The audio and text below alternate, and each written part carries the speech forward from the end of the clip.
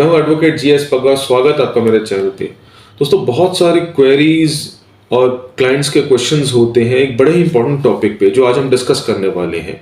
तो मैंने सोचा दोस्तों इस बारे में एक वीडियो बनाई जाए और इन्फॉर्मेशन और नॉलेज आप सबके साथ शेयर की जाए, इस उम्मीद के साथ कि अगर आपके भी वही क्वेरीज और वही क्वेश्चंस हैं और डाउट्स हैं तो शायद इस इन्फॉर्मेशन से आपकी क्वेरीज वो रिजॉल्व होंगी। ऑफ कोर्स मैं तो हूं ही आपकी हेल्प करने के लिए, आप कभी भी कांटेक्ट कर सकते हैं। लेकिन उससे पहले दोस्तों चैनल को सब्सक्राइब कीजिए और पूरी वीडियो देखिएगा, बहुत ही इंफॉर्मेटिव वीडियो है ये।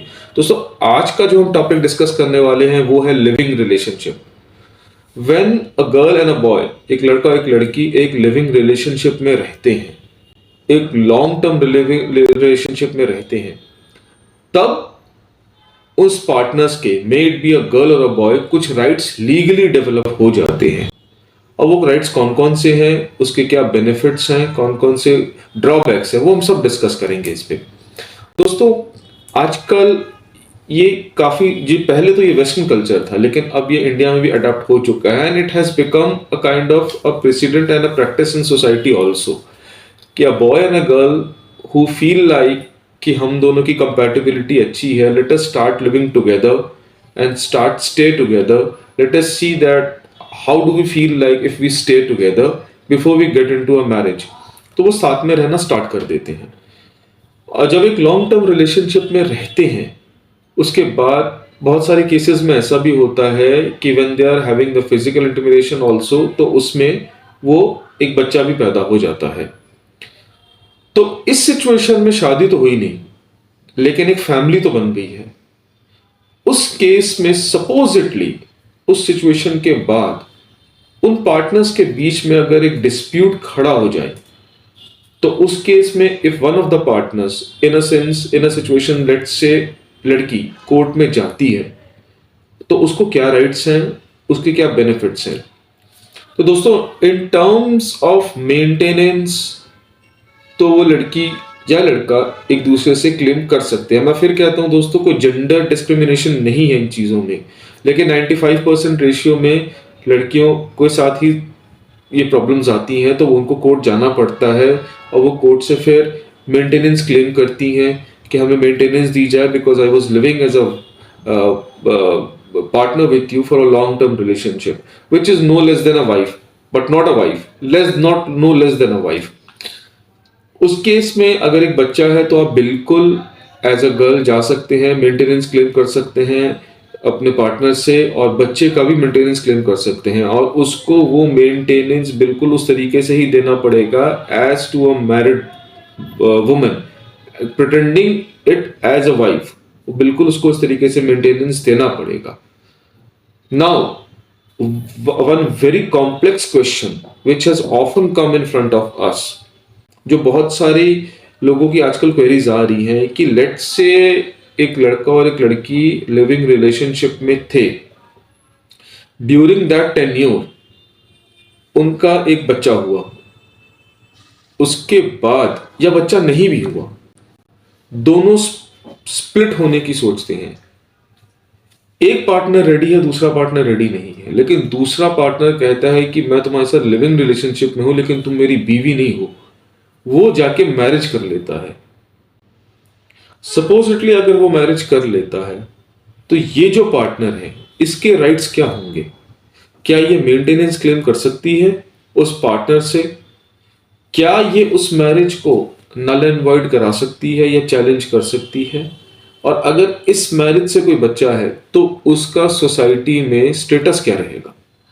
दोस्तों, if the living relationship has been establish, देखिए लिविंग रिलेशनशिप को एस्टैब्लिश करने के लिए एक लॉन्ग टर्म रिलेशन जरूरी है। आप 7 दिन 10 दिन 15 दिन रहे हैं तो उसको लिविंग रिलेशनशिप कोई मानेगा नहीं। आपको एक दिखाना पड़ेगा कि लॉन्ग टर्म रहे हैं, let's say 6 months, 1 year, 1.5 year, and you pretended to live as a husband and wife or a partner with each other to establish the definition of living relationship. तो उस केस में even if the person has married, उस case में the other partner can claim maintenance from the other partner, वो बिल्कुल कर सकता है। insofar बच्चे की बात है तो उस बच्चे को भी कोर्ट नाजायज नहीं कहेगा, because they were into living relationship, living as a husband and wife. तो that child will also have all the rights in terms of maintenance और in terms of property from that partner who happens to be the biological father. But since the marriage has not been done, शादी नहीं हुई है, तो वो father का tag नहीं है, लेकिन वो फादर ही है. एक तरीके से वो कह नहीं सकता कि मैं फादर नहीं हूं. बायोलॉजिकली वो फादर ही है, क्योंकि शादी नहीं हुई है, तो दैट्स अ सेपरेट इशू. उस सिचुएशन में वो प्रॉपर्टी के भी राइट्स क्लेम कर सकता है. नाउ लेट्स से उसने लिविंग रिलेशनशिप में रहा, वहां पे एक बच्चा हुआ और उसने उसको छोड़ दिया और जाके शादी कर ली. उस जो लिविंग पार्टनर है उसने उस रिलेशनशिप को चैलेंज किया, उसने उस डिवोर्स को मैरिज को चैलेंज किया और उसको एक बोला कि नल एंड वॉइड किया जाए. तो इस सिचुएशन में कोर्ट्स यूजुअली देखते हैं कि कोर्ट के लिए भी कॉम्प्लेक्स सिचुएशन कभी कभी खड़ी हो जाती है कि वो भी लिविंग रिलेशनशिप में हस्बैंड एंड वाइफ रहे हैं, लेकिन वो हस्बैंड वाइफ है नहीं और लॉफुली उसने शादी की है, तो that happens to be the first marriage. उस केस में कोर्ट क्या करता है, उस पार्टनर को सेफ गार्ड करने के लिए उसके जो राइट्स हैं इन टर्म्स ऑफ प्रॉपर्टी मेंटेनेंस, वो उसको अगर उसने क्लेम किया है तो उसको बिल्कुल अलाउ करता है, उसको देता है.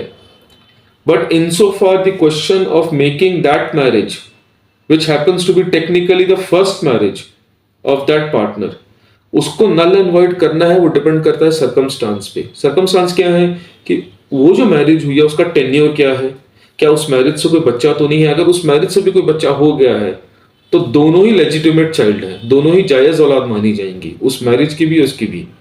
तो कोर्ट को इन चीजों का इंटरप्रिटेशन और इन चीजों को सर्कमस्टांस के हिसाब से देख के केस टू केस डिसाइड करना पड़ता है. तो दोस्तों अगर आप इसी किसी सिचुएशन में है, दोस्तों टॉपिक में बहुत सारी चीजें हैं डिस्कस की जा सकती हैं, लेकिन मैं बहुत लंबी वीडियो बनाना नहीं चाहता, तो इसको मैं आपको एक आउटर लेयर पे मैं आपको बता रहा हूं. अगर आप ऐसी किसी सिचुएशन में हैं तो आपके राइट्स एस्टैब्लिश्ड हैं, तो आप ये मत सोचिए कि उसने शादी कर ली तो आप डम्प्ड हो गए हैं और आप उससे कुछ क्लेम नहीं कर सकते. आप बिल्कुल क्लेम कर सकते हैं. आपको पता होना चाहिए कि आप किस सिचुएशन में है, आपका टेन्योर क्या है लिविंग रिलेशनशिप का, और आपको किस तरीके से उसको क्लेम करना है. फर्दर कोई इन्फॉर्मेशन चाहिए आप मुझसे कांटेक्ट कर सकते हैं, मुझे कॉल कर सकते हैं. मैं आपकी हेल्प के लिए हमेशा यहीं पे मिलूंगा. Thank you so much.